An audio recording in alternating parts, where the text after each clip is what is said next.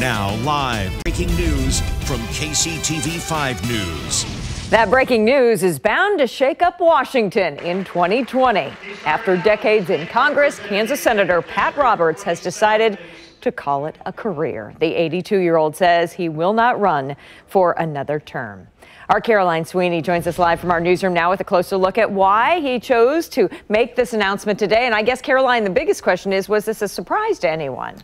No, Carolyn, this really wasn't a surprise. We all thought this might happen today because before the holidays, Senator Roberts said he'd speak with his family about 2020. He said he wanted to make his decision and his announcement early. Roberts has been serving the state of Kansas and Washington, D.C. for almost 40 years. He is currently the chairman of the Senate Agriculture Committee, pushing through a rarity in Washington these days, a bipartisan effort to support farmers. And today in Manhattan, Kansas, Roberts reflected on the state's history and his accomplishments in D.C., including the Farm Bill.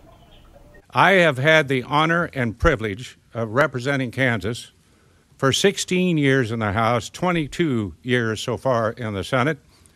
Never in my wildest dreams did I think I would become the longest serving member of Congress in our state's history. In 1996, I promised that when I was in the Senate, when Kansas spoke, Washington would listen.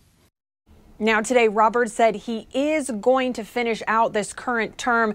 The state will not see another special election similar to the one we had when Mike Pompeo left his House seat to serve in the Trump administration.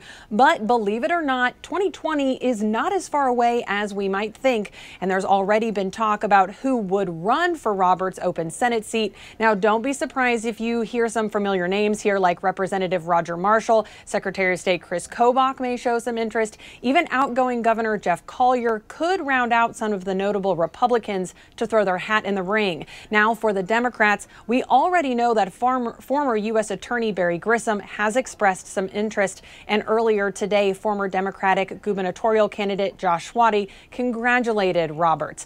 Now, things to keep in mind. 1 in 4 votes in the entire state come from Johnson County, and that county went decidedly blue in November. But Kansas has not elected a Democrat to Congress since the 1930s. No, excuse me, to the Senate since 1930s. And we should see some interesting names starting to pop up soon. Live in the newsroom, Caroline Sweeney, KCTV 5 News.